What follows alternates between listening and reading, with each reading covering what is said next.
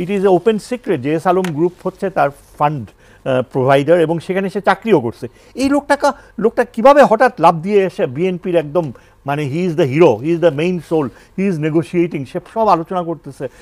এই কারণে কিন্তু বিএনপির সাপোর্ট প্রচুর কমে যাচ্ছে। আইন ও সালিশ কেন্দ্রের একটি রিপোর্ট এসছে, যেটা অনেকগুলো খবরের কাগজ প্রকাশ করেছে। তারা বলতে চেয়েছে যে নির্বিচারে গ্রেপ্তার এখনও চলছে, হেফাজতে মৃত্যু বন্ধ হয়নি, বিচার বহির্ভূত হত্যাকাণ্ডও চলছে, আগের সরকারের দমনমূলক আচরণের পুনরাবৃত্তিও তারা দেখতে পাচ্ছে, এবং আইন শৃঙ্খলা পরিস্থিতির একটা ক্রমাবনতি নাগরিকের নিরাপত্তায় উৎকণ্ঠা ফেলেছে। ন্যায় বিচার আইনের শাসন প্রতিষ্ঠার খুব ভালো লক্ষণ নেই, মব ভায়োলেন্স বন্ধ হয়নি। আপনি কিভাবে দেখছেন গেল এক বছর? ধন্যবাদ। আপনি যেই পয়েন্টসগুলো বললেন সমালোচনার হিসেবে, এগুলো উপস্থাপন করা কঠিন কিছু না। আমি এই যে অ্যালিগেশনসগুলো আনা হয়েছে এর প্রতি সম্পূর্ণ সিম্প্যাথেটিক হতে পারছি না। আমার মনে হয় এক বছরের যদি আমরা রেকর্ডস দেখি তাহলে বর্তমানে বাংলাদেশে মানবাধিকার পরিস্থিতি যে কোনো আগেকার সময়ের তুলনায় অনেক উন্নত, অনেক ভালো। আপনি এখন মন খুলে কথা বলতে পারছেন। যেসব কথাগুলো বলা হচ্ছে, অ্যারেস্টগুলো হচ্ছে, সেগুলো অত্যন্ত তাৎপর্যপূর্ণ এবং অত্যন্ত প্রয়োজনীয়। মানবাধিকার যদি ক্ষুণ্ণ হয়ে থাকে, যেসব জায়গায় ক্ষুণ্ণ হচ্ছে সেগুলোর কারেক্টিভ স্টেপসও নেওয়া হচ্ছে।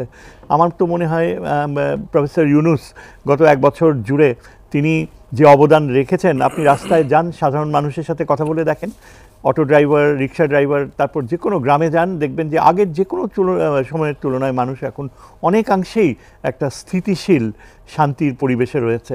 আমি তো মনে করি না যে মানবাধিকার সিচুয়েশনের বেলায় ইমপ্রুভমেন্টের স্কোপ নেই।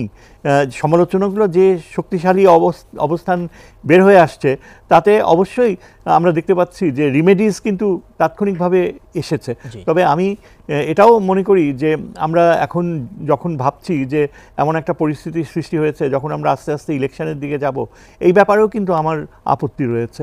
আমি তো মনে করি যে আমরা এখনও বরং আমাদের প্রফেসর ইউনুস যে কার্যক্রমটা শুরু করেছে দেশে, তাকে আরও কিছুটা সময় দেওয়া উচিত, আরও কিছুটা রিফর্মস আনা উচিত। আমরা এখনও বিচার প্রক্রিয়ায় কোনো মৌলিক কার্যকর অগ্রগতি অর্জন করতে পারি নাই। যে সেটাই বলা হচ্ছে যে জুলাই হত্যাকারী কিংবা হত্যাকাণ্ডের যে ন্যায় বিচার কতটা হবে বলে আসলে মনে করছেন? অনেকের মধ্যে আশঙ্কা আছে। না, আমার মনে হয় না কোনো আশঙ্কা আছে। আমার মনে হয় বড় গ্রুপকে কিন্তু পালিয়ে যেতে সহায়তাও করা হয়েছে, এটাই একটা প্রবলেম। শুরুতেই কিন্তু চলে গেছে এই বিষয়গুলো আমি বলি যে অ্যাড্রেস করা উচিত। এই যে পালিয়ে যাওয়ার সংস্কৃতি, এটা কিছুতেই ঘটতো না যদি না সামরিক বাহিনীর ঊর্ধ্বতম নেতৃত্ব সেখানে হস্তক্ষেপ করত। এই প্রক্রিয়াটা অনেক আগে থেকেই নিয়ন্ত্রণে আনার সম্ভব ছিল, এবং এখানে আমি দেখি যে ইনঅ্যাডিকুয়েসি। আমরা যদি একেবারে বলতে গেলে যে নিরাপত্তা ধারণায় অনেক কিছুই অসম্পূর্ণ রয়ে গিয়েছে, এবং সেগুলো নিয়ন্ত্রণে আনাটা কিন্তু সম্ভব। আমরা যদি প্রফেসর ইউনুসকে তার দেখেন, এই যে অর্থনৈতিক দিক থেকে এই যে 20% ইয়েটা সম্ভব হয়েছে, আমাদের কূটনীতি যে রোলটা প্লে করেছে, একে কিছুটাই অগ্রাহ্য করা ঠিক হবে না। আমার মনে হয় এখানে যথেষ্ট মানে ক্রিয়েটিভিটি ছিল, যার কারণে মার্কিন যুক্তরাষ্ট্র বাংলাদেশের ব্যাপারে তারা একটা সহনশীল অবস্থান নিয়েছে। আশা নিরাশা আশঙ্কা সব মিলিয়ে। হ্যাঁ, আমি কিন্তু অর্থনৈতিক চর্চার দিক থেকে যদি চিন্তা করেন, আমাদের এখন যে রিজার্ভস 30 বিলিয়ন হেলদি, এবং এখানে অপচয় হয়নি, তুলনামূলকভাবে কম অপচয়। এটা একটা ফার্স্ট ক্রাইটেরিয়া হিসেবে দেখব যে আমরা নেগোশিয়েট করতে পারবো অন্যান্য দেশের সাথে। রেমিটেন্সের প্রবাহটা ভালো হচ্ছে আমাদের, অনেক ভালো, আগের কারণে প্রবাসীদের একটা আস্থা তৈরি হয়েছে। এক্স্যাক্টলি। তারপর যেটা আমরা মনে করি যে অবশ্যই ইলেকশন, গণতন্ত্রের দিকে আমাদের যেতে হবে, গণতন্ত্র ছাড়া কোনো বিকল্প নাই, এটা অনস্বীকার্য। তো আমার কথা হচ্ছে, যেটা আমরা এতক্ষণ আলোচনা করলাম, গণতন্ত্র এমন পর্যায়ে যেন না যায় যে পুরনো কালচারে আবার ফিরে যাওয়ার। এখানেই কিন্তু আমরা এখনও অসম্পূর্ণ থেকে গিয়েছি। আমাদের এখনও প্রফেসর ইউনুস যে ব্যর্থ মোটেও হননি, কিন্তু তার প্রায়োরিটি সেটিংয়ের বেলায় হিউম্যান লিমিটেশনস তো থাকে। তিনি অর্থনীতির দিকে বেশি ঝোঁক দিয়েছেন, এবং আমি মনে করি যে অর্থনৈতিক স্থিতি আমরা অর্জন করেছি, কিন্তু নিরাপত্তা বিষয়ে আমাদের জাতীয় নিরাপত্তা, সামরিক বাহিনীর যে রিফর্মস দরকার, সেগুলো মেজর ড্রব্যাক সাধারণ নিত্যদিনের যে আইন শৃঙ্খলা পরিস্থিতি, আইন- পুলিশের যে নেতিবাচক ভাবমূর্তি, সেটা কিন্তু এখন উঠে আসা যায় না এখন আসলে। উঠে আসা যায়নি। যে নিয়ে আমরা আরো সেখানে কথা বলবো। আমরা- আরেকটা স্যার পয়েন্ট রেখে দিয়ে বিরতির পরে জিজ্ঞেস করবো যে গণতন্ত্র তো সরকার ব্যবস্থা, আরেকটা হচ্ছে গণতন্ত্র কিন্তু একটা মূল্যবোধ, একটা ভ্যালুস, টলারেন্স, পরমত সহিষ্ণুতা, পরধর্ম সহিষ্ণুতা। সেই সহিষ্ণুতার জায়গা কিন্তু খুব বেশি আমরা দেখছি না আসলে। এটা এটা- মাজার ভাঙা থেকে শুরু করে এটা- নারীদেরকে যেভাবে বুলিং করা হচ্ছে, তাও আমি বলবো জি। যে আমাদের দেশে ঢাকা বিশ্ববিদ্যালয়ে কুপি একজনকে মারা হয়েছে, মিট ফ্রুটে মারা হয়েছে, গাজীপুরে এগুলো খুব নৃশংস তো আসলে এগুলো। এগুলো খুবই একটা হাইলি ডেন্স পপুলেশন জি। In a very small land, টলারেন্সের মাত্রা অনেক কম। তাছাড়া জাতি হিসাবে আমরা 71 সালে যে সাহস দেখিয়েছি, সেখান থেকে আমাদের পতন ঘটেছে এখন মারাত্মকভাবে। এর জন্য গত 16 বছর দায়ী আমি বলবো সবচেয়ে বেশি, যার কারণে ইনটলারেন্স অনেক বেশি, মানুষের জীবনের মূল্য নাই।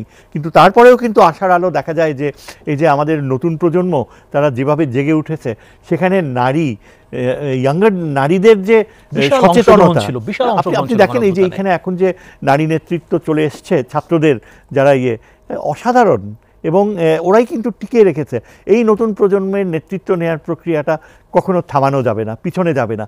আমি মনে করি এটাই আমাদের সবচেয়ে বড় আশার ব্যাপার, যে যদি জবাবদিহিতা আসতে হয়, যদি দুর্নীতি মুক্ত হতে হয়, আর আমাদের ম্যাডাম যেই কথাটা বলেছেন যে কোনো ইনভেস্টমেন্ট নাই, এমপ্লয়মেন্ট নাই, সেখানে যদি জেনারেশন করতে হয়, তাহলে এই নতুন প্রজন্মই কিন্তু ধরিয়ে দিব। শুধু কি আইন দিয়ে সব সম্ভব কিনা, সম্মিলিতভাবে। যেমন স্যার একটু যদি বলেন আসলে। আমার মনে হয় দেখেন, আইন তো মানুষের জন্যই। আইনকে আমরা প্রয়োগ করতে পারি কতটুকু তার উপর নির্ভর করে। আমাদের দেশের মানুষ এখনও ওই ধরনের কি বলে সচেতনতায় পর্যায়ে যায় নাই। আপনি কলকাতার নাগরিক কালচার দেখেন, সোশ্যোলজিতে বলে 3 প্রজন্ম লাগে নাগরিক কালচার। আমরা এখন সেকেন্ড জেনারেশনে রয়েছি, আর কলকাতার ওরা 3rd জেনারেশন। আরো কষ্ট আছে আমাদের জীবনে আরেক আসলে। প্রজন্ম আমাদের যারা ডিসেন্ডেন্টস, তারা এসে নাগরিক কালচারটাকে হয়তো ঠিক করতে পারবে। তবে আমি একটা কথা বলতে বাধ্য হচ্ছি, নিশ্চয়ই। দেখেন ওই যে আমরা দক্ষিণপন্থীদের উত্থান নিয়ে আপনি বলছিলেন, ফখরুল ইসলাম আলমগীর সাহেব এটা বলে, এর জন্য এই ভদ্রলোক দায়ী। আমি মনে করি এই কথাগুলো নিয়ে একটু আলোচনা করা নিশ্চয়ই, উচিত নিশ্চয়ই। এই ফোরামে।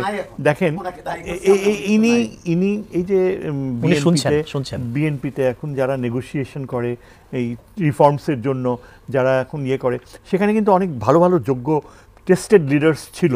যেমন আমি নাম করতে পারি নিশ্চয়ই। ডক্টর আসাদুজ্জামান রিপন, অনেক সাফার করছে। তারপরে এই যে এহসানুল হক মিলন আমেরিকায় ছিল, বাংলাদেশেও প্রচুর কথাবার্তা বলে। এই প্রজন্মটা, এদের মধ্যে অনেকে নেতৃত্ব দিতে পারতো, কিন্তু কি হইল, ওই যে আপনার এসালম গ্রুপ, যেটা সবচেয়ে নোটোরিয়াস বাংলাদেশের বড় চোর, সমস্ত ব্যাংকগুলো শেষ করে দিয়েছে। এই লোকের টাকা দেয়া মানুষ যে শিলংয়ে থেকে একদম মানে বলতে গেলে মোস্ট লাক্সুরিয়াস লাইফ 9 বছর কাটাইছে, এবং সবাই বলে যে he is suspect, say Indian ইন্টেলিজেন্সের পুরাপুরি ব্রেইন ওয়াশড হয়ে গেছে। আমি একজন নিরাপত্তার ছাত্র হিসাবে মনে করি যে এই ভদ্রলোক যখন এই ধরনের লাইফস্টাইল লিড করে, এবং totally it is a open secret যে এস আলম গ্রুপ হচ্ছে তার ফান্ড প্রোভাইডার, এবং সেখানে সে চাকরিও করছে। এই লোকটা কিভাবে হঠাৎ লাভ দিয়ে এসে বিএনপির একদম, মানে he is the hero, he is the main soul, he is negotiating, সে সব আলোচনা করতেছে। এই কারণে কিন্তু বিএনপির সাপোর্ট প্রচুর কমে যাচ্ছে। ওই যে দক্ষিণপন্থীর কথা যে বললো, এখন অনেক যারা বিএনপির প্রতি উইক ছিল, তারা এখন অল্টারনেটিভ ভাবছে। যে এটা বোঝা যায় যে এটা একটা ভারতীয় প্লয়। ভারতের অ্যাবসলিউটলি ট্রেইনড একটা লোক বসে, প্রথমেই হি রেজিস্টেড ডক্টর খলিলুর রহমান। আপনার মনে পড়ে ডক্টর খলিল ন্যাশনাল সিকিউরিটি কাউন্সিলে অ্যাডভাইজার হিসাবে ভারতের সাথে একটা কত $1 মিলিয়ন জাহাজ তৈরি করার চুক্তি ক্যান্সেল করে দিছে। ক্যান্সেল করার সাথে সাথে ইন্ডিয়া রিয়্যাক্ট করেছে। ইন্ডিয়ান মিডিয়া ডক্টর খলিলের রিমুভেল দাবি করছে, এবং এখানে হু স্পিয়ার হেডেড দ্য রিমুভেল, এই লোক, এই যে আমাদের শিলংয়ের সালাউদ্দিন সাহেব। ইনি সরাসরি ডক্টর মঈন খান প্রেস কনফারেন্সে দাবি করছে, ডক্টর মঈন খানের ঘাড়ের উপর দিয়ে ওইটা বলে যে খলিলুর রহমানের পদত্যাগ চাই। Just the day after India decided to কি বলে ওই যে খলিল ক্যান্সেল। এবং চিন্তা করে দেখেন, এই যে ডক্টর খলিলুর রহমান, তার হয়তো সে আমেরিকাতে অনেক বছর চাকরি করছে ঠিকই, কিন্তু এই যে আমাদের যে নেগোসিয়েশনসগুলো, সেখানে হি ইজ প্লেইং এ কি রোল। এবং এইখানে স্যার এই নিয়ে কথা বলবো, কিন্তু বলা হচ্ছে ডক্টর খলিল ওই যে মানবিক করিডোর এইসব বলার পরে কিন্তু 1 লক্ষ 1.5 লক্ষ রোহিঙ্গা আবার ব্যাক করেছে। দেখেন আমি তো আমি এটা বলবো, ইউনূস সাহেব কিন্তু বলেছিলেন যে গত সামনের ঈদ আপনারা কিন্তু মিয়ানমারে যে করবেন। ওই পিরিয়ডটা যখন তার গুম হয়েছিল, সেটাও কিন্তু অনেক মিস্টিরিয়াস ছিল। কিন্তু গুমের পিরিয়ডটার ব্যাপারে অবশ্যই one can be very sympathetic, very much dehumanised একটা রিয়ালিটি ছিল। কিন্তু তারপরে আমি যেই জিনিসটা বললাম, সেটা তো তুমি আর মেনশন করলা না, যে ওই যে এস আলম গ্রুপের চাকরিরত ছিল, এটা তো ওয়াইডলি নোন। এবং সে 9 বছর, দীর্ঘ 9 বছর সে ওপেনলি কাটিয়েছে। তাকে ভিজিট করতো আওয়ামী লীগের নেতারা, সে লনে বসে পা তুলে গল্প করতো। He was living a very lavish life in Shillong. তারপরে তার যে 9 বছর এইভাবে থাকা, এই যে লাইফস্টাইল, পরে আমি বলি নাই যে তাকে ইয়ে করা হোক। আমার আপত্তিটা হচ্ছে এখানে যে তাকে একেবারে এমন অবস্থানে আনা হলো বিএনপির যে he is going to B the next secretary general, as if বিএনপিতে যোগ্য স্যাক্রিফাইস করার লোক ছিল না। আমার তো সেখানেই আপত্তি। আমার মনে হচ্ছিল যে এই সালাউদ্দিন সাহেবকে যথাযথ সম্মানের সাথে তাকে একটা স্ট্যাটাস দিয়ে রাখা যেত, and he should have been at least under observation, যে অন্তত 2টা বছর যে তার উপরে কোনো মানসিক প্রভাব হয়েছে কিনা। সাইকিয়াট্রিক প্রসেসটা একটা দীর্ঘমেয়াদী প্রসেস, এবং ইন্ডিয়ান যে ইন্টেলিজেন্স অর্গানাইজেশন, আমি তো পড়াই, এটা আমি পড়ানোর বিষয়, তাদের অনেক রকমের উপায় থাকে। র বলতে যে বোঝায়, এদের বিশাল অনেক বইও রয়েছে। দে আর ফাংশনিং ইন ইভেন বালুচিস্তান, পাকিস্তানে ভেঙে দিতে চেষ্টা করছে, অনেক জায়গায় এরা এখন অ্যাসাসিনেশনের পলিসিতে গেছে। ক্যানাডায় অ্যাসাসিনেশন করেছে, যার কারণে প্রেসিডেন্ট ট্রাম্প স্বয়ং ভারতের বিরুদ্ধে অনেক বেশি ক্ষিপ্ত ছিল। ক্যানাডার সাথে তো কূটনৈতিক সম্পর্ক প্রায় ভেঙেই যাচ্ছিল রয়ের কারণে। তবে সালাউদ্দিন সাহেব সম্পর্কে আমি বলবো যে he should have been kept as a leader of the BNP.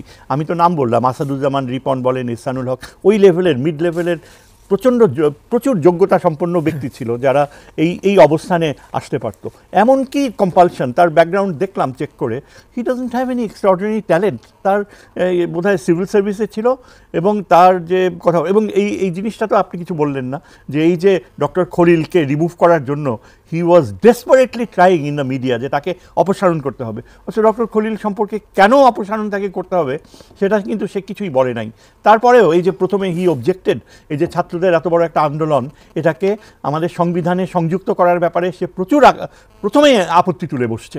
এবং এটা আমরা ব্যাফেলড হয়ে গেছি যে এত বড় একটা বাংলাদেশের ইতিহাসে এত গৌরবময় একটা বিষয়, এটা সংবিধানে যদি সংযুক্ত করা হয়, let it be discussed, let it be debated. কিন্তু সে সরাসরি এটাকে প্রত্যাখ্যান করে দিল, এবং পুরা জিনিসটাকে সে বিলিটল করলো। এগুলো তো ঘটেছে। আমরা সামনে তাকাতে চাই, মানে কি করণীয় কি আসলে অনুষ্ঠানের এই পর্যায়ে এসে? আমি অনেক আশাবাদী। জি, আমার মনে হয় ব্লেম গেম এটা তো পার্ট অফ দ্য কালচার। আমেরিকানরাও সবসময় পলিটিশিয়ানদের গালাগালি দেয়, কীভাবে আমরা দেখি। You can't find a society যেখানে পলিটিশিয়ানসরা গালাগালি না। আমি পশ্চিমবঙ্গে দেখেন মমতা ব্যানার্জিকে কীভাবে ডেমোনাইজ করা হচ্ছে, এবং তাকে বলা হয় যে সে বাংলাদেশের সাথে নাকি পশ্চিমবঙ্গকে এক করে দিতে চায়। যাই হোক, আমার মেইন কনসার্নটা হচ্ছে যে আমি একজন নিরাপত্তার ছাত্র হিসাবে মনে করি যে আগামী ইলেকশনের আগে যেটা সবচেয়ে ইম্পর্ট্যান্ট এরিয়া, যেখানে এই যে রিফর্মসগুলোর মধ্যে মোটেও টাচ করা হয় নাই, সেটা হচ্ছে সামরিক বাহিনীর রিফর্মস। হ্যাঁ, এবং এটা আমাদের একজন অত্যন্ত সম্মানিত রেসপেক্টেবল অবসরপ্রাপ্ত সামরিক বাহিনীর শীর্ষ নেতা ব্রিগেডিয়ার নাসির বোধহয় নাম তার, উনি প্রায় জনগণের সাথে, ছাত্রদের সাথে পাবলিক মিটিংয়ে তুলে ধরেন যে মাচ নিডেড রিফর্ম। কারণ এটা যদি না ঘটে তাহলে কিন্তু ইলেকশনসের ব্যাপারে একটা বড় প্রশ্নবোধক চিহ্ন থেকে যাবে। এখানে অনেক সামরিক বাহিনীর অফিসাররা ভিক্টিমাইজড হয়েছে আওয়ামী লীগের সময়, যারা এখনও তাদের যোগ্যতা রয়েছে, প্রফেশনাল অ্যাসপিরেশনস রয়েছে, এবং তারা রিইনস্টেটেড হতে চায়, কিন্তু তেমন কোনো কিছুই করা হয়নি। তারপর সামরিক বাহিনীর মধ্যে দেখা যাচ্ছে যে প্রচণ্ড একটা ডিসস্যাটিসফ্যাকশন রয়ে গিয়েছে in terms of their discrimination, যে হায়েস্ট লেভেলে আনকোশ্চেনড অথরিটি। তুমি একটা জেনারেলকে কেউ কোশ্চেন করতে পারবে না, একটা মিড লেভেল অফিসারের ক্যারিয়ার ধ্বংস করে দিতে পারে। এবং এইসব ব্যাপারে অনেক বদলে গিয়েছে পৃথিবী। আমাদের পাশে ভারতের দিকে তাকালেই আমরা দেখতে পাই যে জুডিশিয়ারিতে যাবার মতো অনেক স্কোপ রয়েছে একটা মিড লেভেল অফিসারের, সেই ব্যাপারে কোনো কিছুই কাজ করতে দিচ্ছে না। এবং এটা অত্যন্ত শকিং যে আমাদের একজন আগে যে আমরা দেখতাম স্যার যে ডিজিএফআই কন্ট্রোল করতো মিডিয়াগুলোতে, আমার একটা নিজের প্রোগ্রাম কিন্তু এই আওয়ামী লীগের নির্বাচন আগে বন্ধ করে দিই, এখনো কি সেটা চলছে বলে আপনার মনে হয়? এখন চলছে, আমি যত বন্ধ হয়নি, এই সংস্কৃতি এখনো বন্ধ হয়নি। এবং এখানে দেখা যায় যে যারা main stream workers in the DGFI, এরা এনএসআইও, এখানে বেশিরভাগই কিন্তু ওই আওয়ামী লীগের সময়কার রিক্রুটস, তারাই এখন মিড লেভেল পজিশনে চলে আসছে, আপার লেভেল পজিশনে চলে আসছে। এবং এটা একদম ওপেনলি রিসেন্ট করা হয় যে যেখানে সামরিক বাহিনীর যোগ্য ইন্টেলিজেন্সে ট্রেনিং প্রাপ্ত প্রফেশনালসরা তারা বসে আছে, এবং তারা কিন্তু প্রায় মানে এত ক্ষুব্ধ যে তারা মাঝে মাঝে রাস্তায় শুয়ে পড়ে। ক্যান্টনমেন্টের ভিতরে এরকমও ঘটনা ঘটেছে, এবং সেই ক্ষেত্রে এই অ্যাসপেক্টটা কিন্তু টাচ করা হয়নি। আগামীতে আমার মনে হয় আমরা এই যে 5-6 মাস রয়েছে বাকি, আমাদেরকে থরলি রিঅর্গানাইজ করতে হবে যে কোনোভাবেই যেন সামরিক বাহিনীর কোনো স্তরের থেকে ইলেকশন ইঞ্জিনিয়ারিং না ঘটে। ইলেকশন ইঞ্জিনিয়ারিং কিন্তু গত কয়েকটা ইলেকশনকে একেবারে ধ্বংস করে দিয়েছে, এবং এই বিষয়ে এখনও আমরা কোনো কার্যকর পদক্ষেপ নিতে একটু যদি পারিনি। পুলিশ এবং সিভিল ব্যুরোক্রেসি নিয়ে বলেন, এই এটাও- সংস্কারটা কিভাবে নির্বাচনে তারা কিন্তু প্রধান ভূমিকা পালন করে। এক্স্যাক্টলি, এটাও কিন্তু অনেক চিন্তার বিষয়, কারণ আমার মনে হয় পুলিশের মধ্যে প্রফেশনালিজম ফিরিয়ে আনা খুবই সম্ভব। এখনও অনেক ভালো ভালো অফিসার রয়েছে যারা ভিক্টিমাইজড হয়েছিল। আমি একটা টক শোতে গিয়েছিলাম, এক ভদ্রলোক, তিনি ডিআইজি হিসাবে, তাকে অত্যন্ত অনেস্ট এবং ডেডিকেটেড, তাকে নেওয়া হচ্ছে না। আনফর্চুনেটলি এখনও পুলিশের দায়িত্বে যারা আছে অ্যাডভাইজার, আমার মনে হয় একটা ভেস্টেড ইন্টারেস্ট কাজ করছে। রাতের ভোর দিনে করার প্রধান কারিগর কিন্তু ইউএনও, ডিসি এবং পুলিশ অফিসারগুলো ছিল। Absolutely. সেই সংস্কার কি হচ্ছে কিনা আসলে? না, এই সংস্কার এখনও ওরকমভাবে আমার মনে হয় না যে হয়েছে। কেননা আপনি পুলিশের নেতৃত্ব দিচ্ছে একজন অবসরপ্রাপ্ত আইজি, যার যোগ্যতা সম্পর্কে প্রশ্ন উঠেছে, নেপোটিজম ফেভারিটিজম কাজ করে। তারপর গোপালগঞ্জে যে ঘটনাগুলো ঘটে গেল, পুলিশের ব্যর্থতা, সেখানেও কিন্তু শোনা গিয়েছে যে তার আত্মীয়তা কাজ করছে। এগুলো তো মিডিয়াতে প্রায় ওঠে, অথচ এগুলোর ব্যাপারে কিন্তু কোনো হাত দেওয়া হচ্ছে না। আমার মনে হয় ইউনূস সাহেবের যে মেজর একটা ফেলিওর হচ্ছে যে পুরা সিকিউরিটি স্ট্রাকচারে উনি একেবারেই নির্লিপ্ত থেকেছেন, এবং সেই ব্যাপারে একজন যে সামরিক বাহিনীর লেফটেন্যান্ট জেনারেলকে বসানো হয়েছে অনেক আগে এই সিকিউরিটিতে, হি ইজ অ্যাবসলিউটলি সাইলেন্ট। তার টাইটেলটা হচ্ছে জাতীয় ইন্টিগ্রেশন, ন্যাশনাল ঐকমত্য।